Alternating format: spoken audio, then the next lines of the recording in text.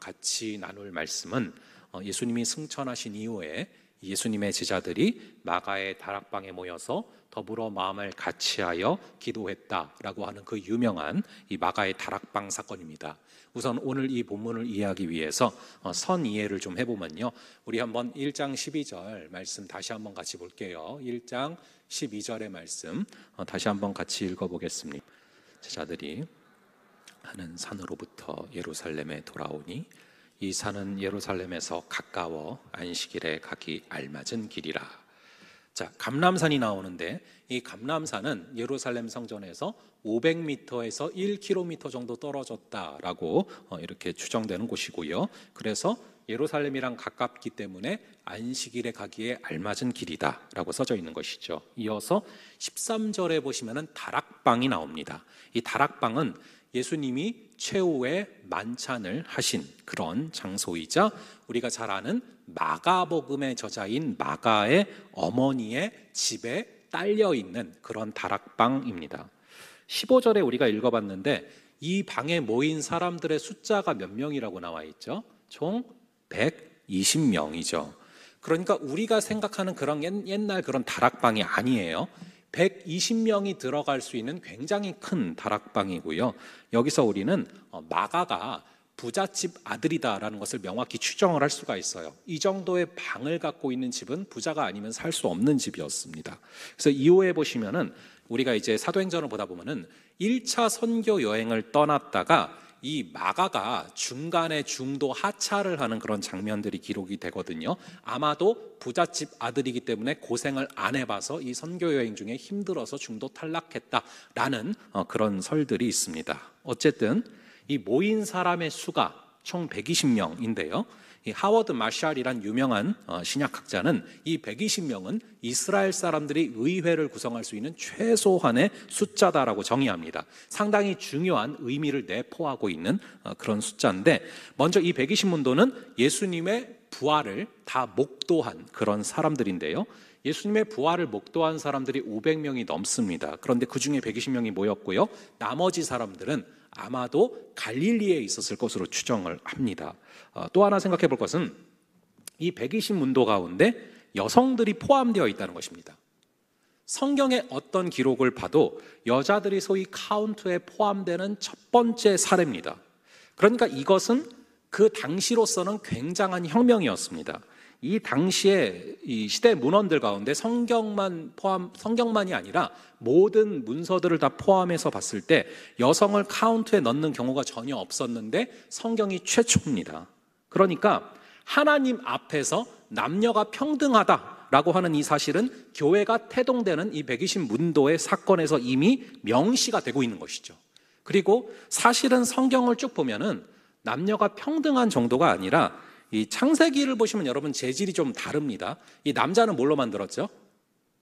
흙으로, 여자는 뼈. 그러니까 본 차이나 뭐 이런 거죠. 그러니까 살면서 보면 실제로 그래요. 저도 이제 제 집에서 보면은 저는 별로 쓸모가 없고요. 아내가 있어야 뭐가 돌아갑니다. 그러니까 여러분 자매들이 분명히 탁월한 면이 있고 우리가 좀 잘 해야 되는데, 이 120명의 구성 요소를 좀 더 자세히 한번 볼게요. 우리 한번 13절, 14절 이 두 구절을 한번 함께 읽어 보겠습니다. 시작. 들어가 그들이 유하는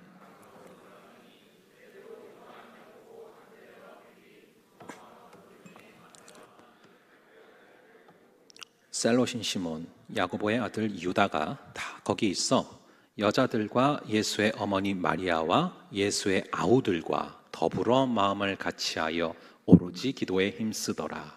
자, 보니까요, 가룟 유다를 뺀 11명의 사도들 그리고 여인들인데 예수의 어머니 마리아와 그리고 예수의 아우들이라고 기록되어 있고요. 여기 여인들은 갈릴리에서부터 따라왔고 십자가 바로 밑에까지도 따라왔던 그런 여인들인데 바로 막달라 마리아, 그리고 살로메, 수잔나, 요한나 그런 여자들이었습니다. 그리고 예수님의 형제들에 대한 친형제죠. 친형제들에 대한 언급이 나오는데 예수님은 이제 남자 형제들이 4명이었고 여자 형제들이 2명입니다. 여자 동생이. 그래서 남자 넷 이 이름이 사복음서에 자세히 기록이 되고 있는데요. 야고보, 요셉, 시몬 그리고 유다입니다. 이 4명의 형제들은 예수님의 공생의 기간에는 예수를 구주라고 믿지 않았습니다. 그래서 요한복음 7장 5절에 보면은 형제들이라 할지라도 예수를 믿지 아니함일러라 라고 써져 있거든요. 그런데 예수를 믿지 않았던 형제들이 부활 이후에 이 예수님을 믿게 되는 것인데요. 이 형제들 중에서 신앙이 아주 깊어져서 그래서 초대교회, 예루살렘 교회의 최고 지도자가 된 사람이 바로 야고보인데, 이 신약 성경 야고보서, 이 야고보서를 기록한 야고보가 바로 예수님의 친동생입니다.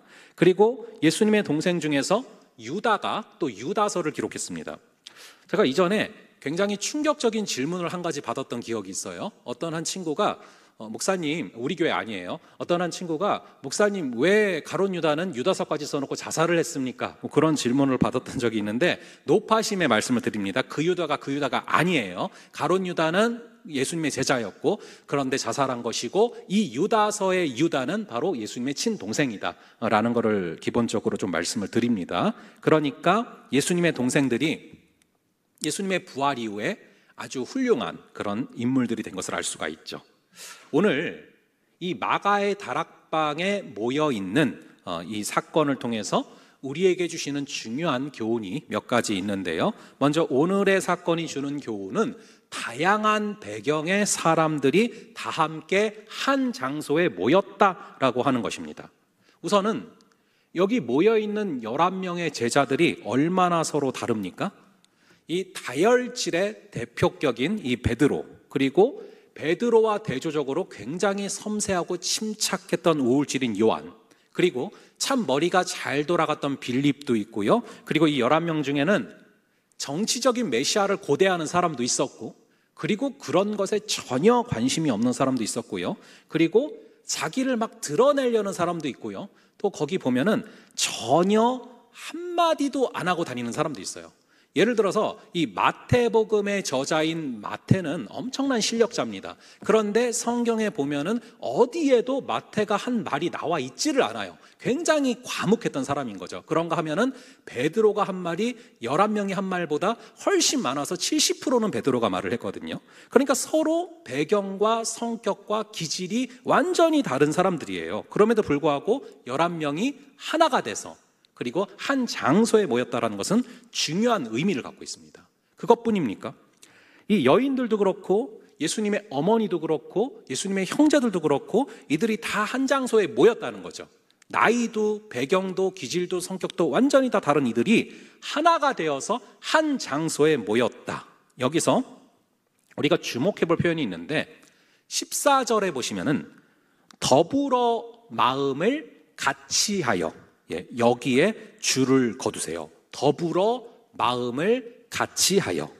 이 단어는 헬라어로 호모타이먼드라는 말인데 이 단어를 조사를 해보니까 사도행전에서 이 저자인 의사 누가가 아주 중요하게 쓰는 표현입니다. 이 호모타이먼드라는 어구를 무려 10번이나 이 사도행전에서 쓰고 있는데 이 구절들을 보다 보면은 일정한 패턴이 발견됩니다. 뭐냐 하면은 성령의 강력한 역사가 언제 임하냐? 바로 이 호모타이먼드, 즉 더불어 마음을 같이 할 때마다 성령의 강력한 역사가 벌어진다는 것이죠. 더불어 마음을 같이 하지 않고는 성령의 강력한 역사가 나타나지 않는다라는 것입니다. 가만 보면은 혼자 하면 못하거든요. 근데 같이 더불어 마음을 같이 하여 같이 모였을 때는 되는 일들이 있어요. 여러분 양육 같은 게 그렇지 않습니까? 지난 기초반이나 일터신학을 보면요, 평균적으로 2시간을 연속으로 말씀을 파고 들어가요. 제가 중간에 쉬는 시간을 꼭 6분 아니면 7분 아니면 5분을 줍니다. 그거 빼고는 거의 2시간을 연속으로 말씀을 파고 들어가는데, 근데 희한한 것이요, 사실은 혼자서 2시간 연속으로 말씀을 파고들려면 불가능하지 않습니까? 그게 어렵지 않습니까? 근데 희한하게도 함께 모여서 더불어 마음을 같이 하면 2시간을 실제로 해내게 되고 심지어 간혹 시간이 빨리 지나갔다라고 표현하는 친구들도 있습니다.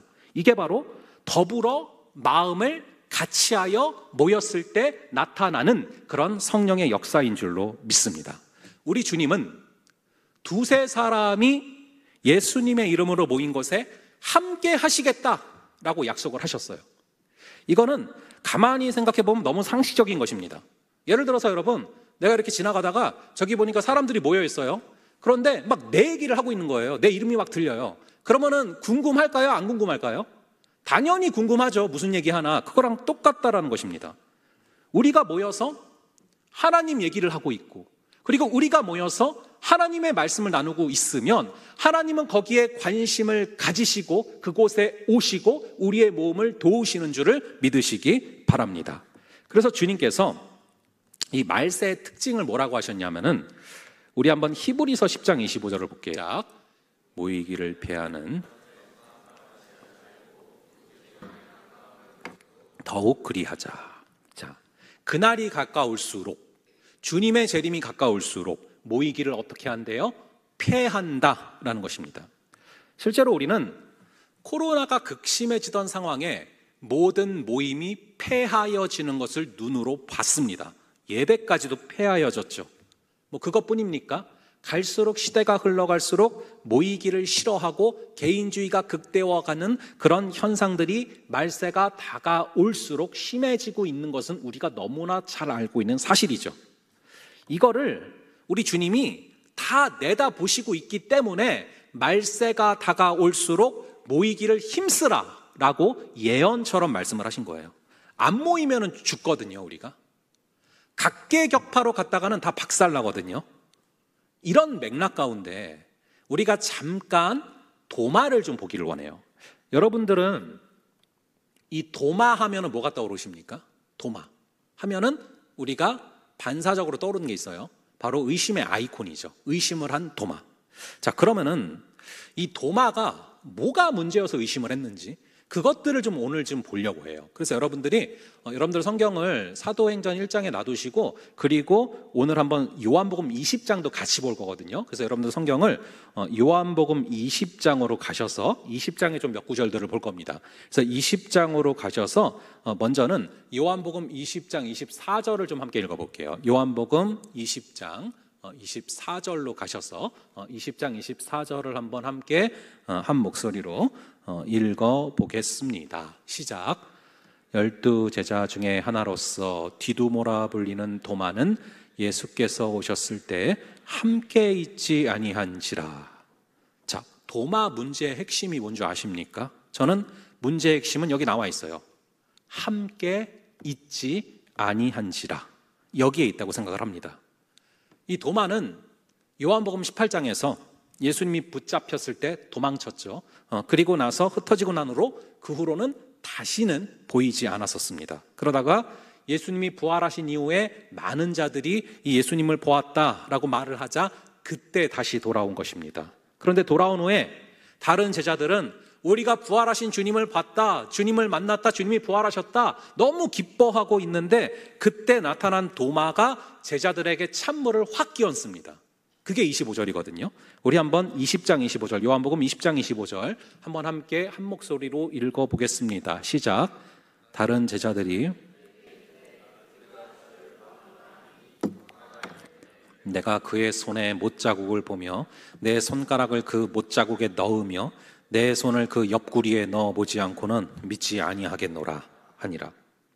저는 겁이 많아서 누가 수술하고 꿰맨 자국 보는 것도 무섭거든요. 근데 옆구리가 터지고 상처가 나 있는 걸 보는 것만 해도 무서운데 거기에 어떻게 손을 넣습니까? 이게 호러물도 아니고. 이게 생각만 해도 겁이 나는 거죠. 이거는요, 저는 이걸 보다가 둘 중에 하나라는 생각이 들었어요. 도마는 정말 확실한 성격이고 굉장히 무시무시한 성격이든지, 아니면 그냥 부활하신 걸 안 믿은 거예요. 그러니까 막말을 하는 겁니다. 이건 뚫린 입이라고 막말하는 거거든요. 그러니까 이 부활하신 예수님을 바라보며 확 타오르던 영적인 분위기를 아주 도마가 싸하게 만들었어요. 이것은 사실 우리가 또 신앙생활을 하다가 보면은 여러분들도 이 공동체 가운데서 의심으로 분위기를 싸하게 만드는 뭐 그런 친구들이 있을 거예요. 자, 그렇다면 도대체 왜 도마는 이렇게 회의적이고 또 의심에 가득 찬 그런 모습을 보였을까요? 이 도마는 눈에 보이는 걸로만 겉으로 판단을 하는 그런 사람이에요.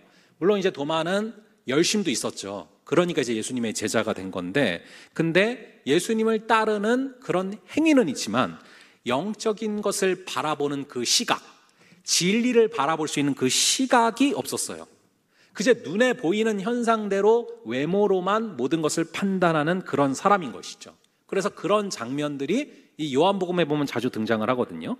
요한복음 11장에 보면은 죽은 나사로를 예수님이 깨우러 가겠다라고 말씀을 하셨어요.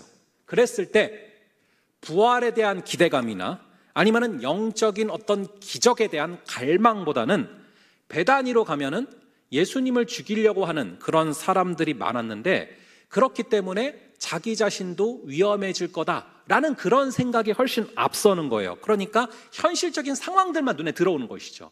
그래서 이제 도마가 뭐라고 말했는지 아십니까? 베다니에 가서 나사로를 깨우러 가노라 라고 할 때 이 도마가 뭐라고 말하냐면은 우리도 주와 함께 죽으러 가자 라고 얘기를 해요. 그러니까 겉으로 보이는 그런 위험만 계속 눈에 들어오는 그런 사람인 것이죠. 그런 성향의 사람인데 예수님께서 십자가에 달려 돌아가셨다라는 것을 보고서 이분은 메시아가 아니다라고 생각을 했을 수도 있습니다. 그런데 그런 도마를 제자들이 다시 자신들의 공동체로 불렀어요. 그래서 이 부활하신 예수님에 대한 그런 이야기를 듣게 됐는데, 그럼에도 불구하고 내가 손을 넣어보지 않고는 나는 믿을 수 없다, 그런 말을 하는 것이죠. 이런 도마는 사실 어디에나 있습니다. 이게 굉장히 황당할 것 같지만 사실은 우리 얘기예요. 저도 생각을 해보면 그래요. 제가 이전부터 이 제자반 사역을 해왔고, 그러니까 양육반이죠. 근데 양육반을 하면 할 때마다 꼭 한 명씩은 도마 같은 친구들이 있었어요. 그 역대 도마들이 있거든요. 그래서 이걸로 책을 한 권 써도 될 정도예요. 저는 오늘 이 내용들을 보면서 한 가지 중요한 교훈을 얻습니다. 아무리 똑똑해 보이고 아무리 훌륭해 보여도 공동체를 떠나면 안 된다는 거예요. 신앙에 대해서 내 의견이 굉장히 확실하고 내 철학이 확실해서 공동체를 떠나도 신앙생활을 잘하고 괜찮을 것 같지만 공동체를 떠나면 결국 예수님이 안 보이게 됩니다. 우리가 공동체에 모여서 함께 신앙생활을 한다는 것이 매우 중요해요. 아무리 신앙이 뛰어난 사람도 공동체를 떠나면 결국 예수님을 의심하게 된다는 것이죠. 이 세상이 얼마나 강력한지 모릅니다. 그래서 우리가 각계 전투로 나아갔다가는 다 죽는 거예요. 물론 우리가 교회에서 신앙생활을 하다가 보면은 교회의 부정적인 면들을 경험하게 됩니다. 교회가 죄인들이 모여 있는 것이고 시험에 드는 경우가 있습니다. 그러다 보면은 아예 그냥 교회를 안 다니면서 혼자 예수님을 믿는 게 낫다라고 말하는 그런 무교회주의를 주장하는 사람들도 생깁니다. 근데 이 말이 일리가 있는 것 같지만 아주 결정적인 오류가 있어요. 이 무교회주의에 빠져서 내가 성전인데 내가 교회인데 내가 그냥 혼자 예배 드려도 되지 이렇게 살아가다가는 아예 신앙을 잃어버릴 확률이 너무 높습니다. 여러분, 교회는 예수 그리스도의 몸이에요. 그리고 교회의 머리는 누구십니까? 예수 그리스도예요. 그래서 예수님의 몸이 바로 우리 교회인데, 몸이 되려면은 몸에는 뭐가 있습니까? 손도 있고 발도 있고 뼈도 있고 심장도 있고 피도 있고 다양한 부분들이 모여서 우리의 몸을 이루고 있는 것이죠. 그런데 우리가 손 하나만 덜렁 있다, 이거는 몸이 아니에요. 손 하나만 딱 있는 걸 가지고 누구도 몸이라고 하지 않습니다. 그래서 나 혼자서는 절대로 주님의 몸된 교회가 될 수 없다라는 것이죠. 게다가 사람은 누구나 이 게으른 죄성이 있습니다. 게으름이라는 죄성이 있어요. 그래서 여러분, 오죽하면은 이 게으름이란 제목의 책이 있겠습니까? 그래서 제가 한 번은 너무 조금 이제 개선을 해야 될 친구가 있어서, 게을러 보이는 친구가 있어서 이거를 선물해 준 적이 있거든요. 한번 읽어보라고. 그럼 꼭 그 친구가 게을러서 안 읽어요. 그러니까 이제 우리가 이런 어떤 게으름이라는 죄성이 우리 안에 있다라는 거죠. 그래서 우리가 얼매이지 않고 뭔가를 스스로 혼자 한다라는 것이 절대 쉽지가 않습니다. 상식적인 거 아닙니까? 공부를 제대로 하려면은 선생님이 있어야 되고 학교가 있어야 되고 학원에 다니는 게 유리하죠. 많이 공부한 선생님의 강의를 듣는 것이 혼자 독학하는 것보다 훨씬 유리하지 않습니까? 여러 학생들과 선의의 경쟁도 하고 여러 정보도 얻을 수 있게 되는 것이죠. 신앙생활도 분명히 같은 측면이 있습니다. 혼자서 신앙생활을 잘 할 수 있을 것 같지만 그게 2달, 3달 지속되면은 결국 우리가 신앙에서 멀어지게 되는 것입니다. 말씀을 전문적으로 연구한 목회자들의 도움이 반드시 필요하고요.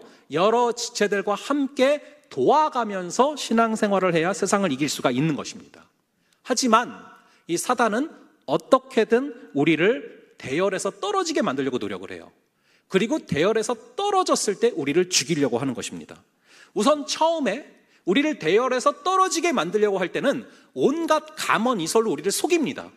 그냥 너 혼자 신앙생활하면은 시간도 많아지고 더 앞서 나갈 수 있고 더 좋잖아. 이런 식으로 감언이설로 우리를 어떻게든 떨어지게 만들려고 속이고 떨어졌을 때 우리를 가차없이 죽이는 겁니다.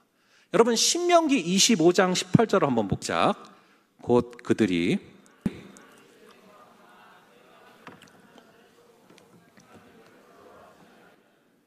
사단은 대열에서 떨어져 있는 약한 자들을 치고요. 하나님을 두려워하지 않고 무지막지하게 나옵니다. 이 거짓의 아비인 사단이 이끄는 신천지 역시 마찬가지죠. 공동체에서 상처받은 친구들, 그리고 대열에서 떨어지려는 친구들, 온갖 감언이설로 속이고서 결정적인 순간에 영혼을 죽이는 거예요. 그 반대로 나타나는 것들, 또 무교회주의 같은 걸로 유혹을 할 수도 있습니다. 우리를 영적으로 게으르고 그리고 나약하게 만들기 위해서 무교회주의에 빠지게 만들고 교회 공동체를 멀리하게 만들려고 합니다. 혼자서도 잘할 수 있다라고 우리를 스스로 합리화시키고 교회의 부정적인 면들을 확대해서 비판하게 만듭니다. 우리는 이러한 사탄의 속임수에 빠져서는 안 됩니다. 우리 다시 한번 히브리서 10장 25절을 읽어볼게요. 모이기를 패하는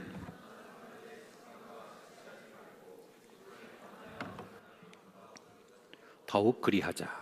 자, 갈수록 세상의 모든 상황들은 모이기를 피하는 쪽으로 분명히 갈 겁니다. 모이기가 정말로 쉽지 않아질 것입니다. 하지만 주님께서 오실 날이 가까워질수록 더욱더 모이기에 힘쓰는 그런 저와 여러분들 되기를 간절히 바랍니다. 자, 그래서 신앙의 선배들 가운데 이런 말씀을 하신 분이 있어요.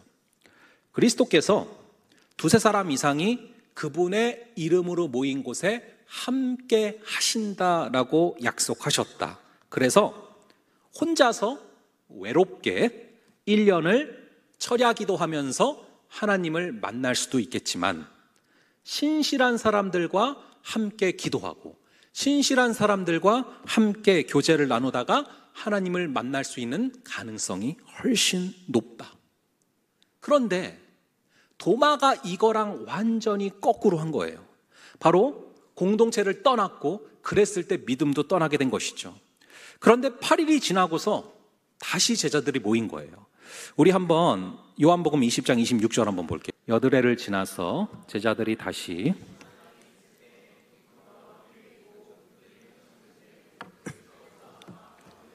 이르시되 너희에게 평강이 있을지어다 하시고, 자, 그렇게 눈에 보이는 것만 믿던 도마를, 분위기를 싸하게 만드는 도마를 그래도 공동체에서 불쌍히 여기면서 함께 감싸 안아주고 있을 때 주님의 때와 시기가 임해서 결정적으로 그의 믿음의 눈이 열리는 사건이 벌어지는 것입니다.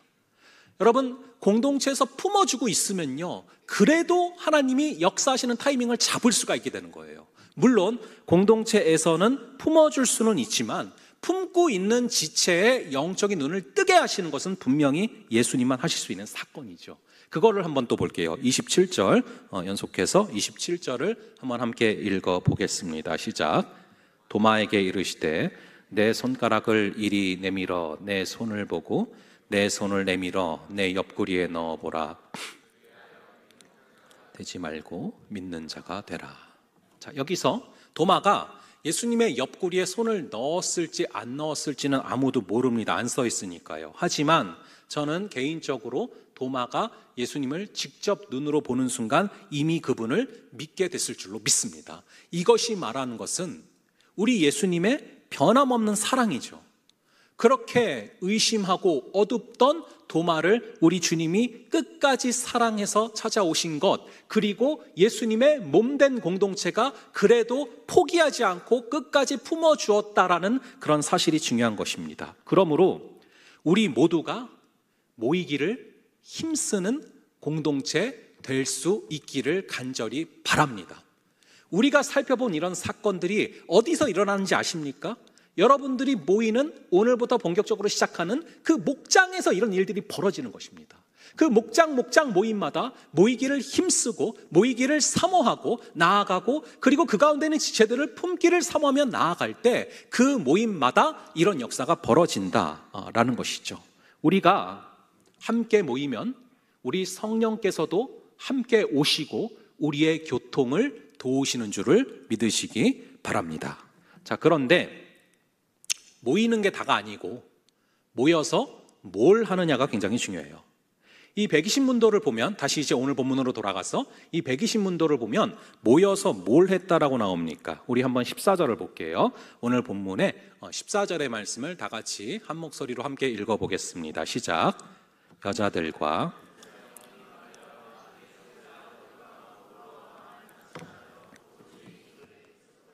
모여서 뭐 했대요? 오로지 기도에 힘쓰더라 라고 나와 있습니다. 사실 세상 사람들도 잘 모입니다. 이 세상 사람들이 쾌락을 위해서, 재미를 위해서 얼마나 잘 모이는지 모릅니다. 그래서 뭐 한다 하면 굉장히 많이 모이잖아요. 근데 모이기는 모이는데 우리는 뭐를 위해서 모이는 것입니까? 뭐를 위해서 모여야 됩니까? 예수님이 말씀하셨어요. 교회는 무슨 집이라고 했습니까? 교회는 만민의 기도하는 집이다 라고 말씀을 하셨어요. 우리는 그러므로 모일 때마다 뭘 해야 되느냐? 모여서 모일 때마다 기도를 해야 되는 것입니다. 이 교회는 회사가 아니고요, 교회는 카페가 아닙니다. 교회는 모여서 단순히 회의만 하다 끝나는 곳이 아니고, 교회는 단순히 모여서 먹고 마시다 끝나는 곳이 아닙니다.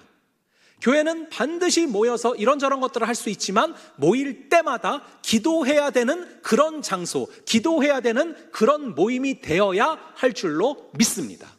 그래서 여러분들이 오늘도 모이셔서 기도하셔야 되는 거예요.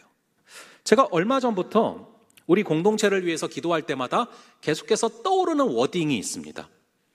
내 생각보다 말씀이 앞서는 공동체, 내 감정보다 기도가 앞서는 공동체. 우리 한번 따라해 볼게요. 내 생각보다 말씀이 앞서는 공동체, 내 감정보다 기도가 앞서는 공동체.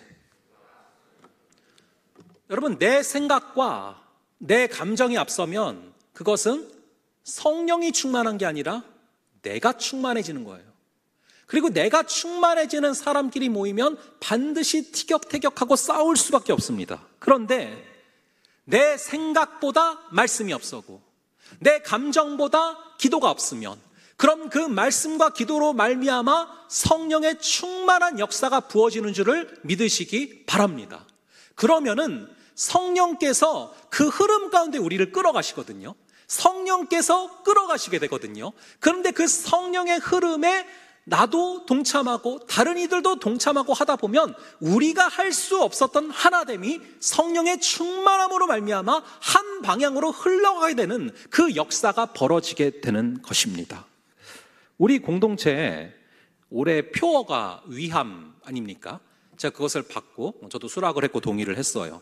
우리의 하나됨은 주의 영광을 위함이라. 하나됨이죠.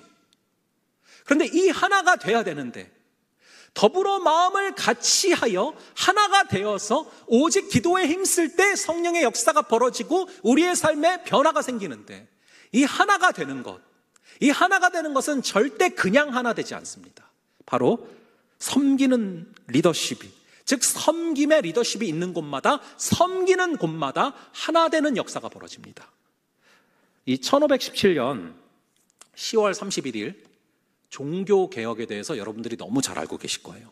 대부분의 사람들이 종교개혁 하면은 누구를 떠올리냐 하면요, 마르틴 루터나 존 칼빈을 떠올립니다. 대표적이죠.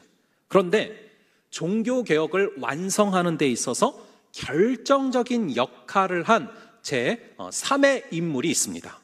바로 쯔빙글리라는 사람인데요, 이 쯔빙글리가 없는 종교개혁은 우리가 상상할 수가 없어요.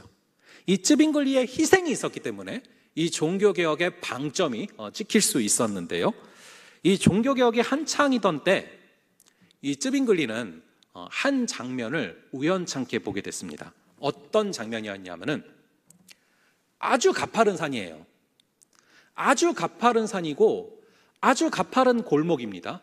그런데 거기서 어떤 장면이 벌어졌냐면은 저기 위에서 그 좁은 길로 뭐가 내려오고 있냐 하면은 양이 내려오고 있는 거예요. 그리고 그 골목으로, 그 좁은 길로 또 뭐가 올라가고 있었냐면은 염소가 올라가고 있습니다. 그런데 너무 가파르기 때문에 그래서 도저히 서로 피할 수가 없는 거예요. 그래서 위에서는 염소가 내려오고 있고 또 밑에서는 양이 올라가고 있는데 과연 이 좁은 길에서 둘이 어떻게 될까? 어떻게 싸울까? 이게 너무 쯔빙글리는 궁금해가지고 그래서 그거를 지켜보고 있었어요. 그건 누가 이길까? 그런데 너무 놀라운 역사가 벌어져요. 너무 놀라운 장면이 벌어졌습니다. 어떻게 했는지 아십니까? 쭉 내려오고 있고 쭉 올라가고 있단 말이에요. 그런데 이 올라가고 있던 염소가 탁 하더니 자세를 쫙 낮추는 거예요. 그랬더니 그 염소를 밟고 양이 내려가더래요. 그리고 다시 염소는 일어나서 위로 올라가는 거예요. 그거를 쯔빙글리가 기록을 해놨어요. 내가 그것을 보는 순간 나를 낮추는 것이, 나를 겸손히 낮추는 것이 하나님의 영광으로 올라갈 수 있는 가장 확실하고 아름다운 길이다.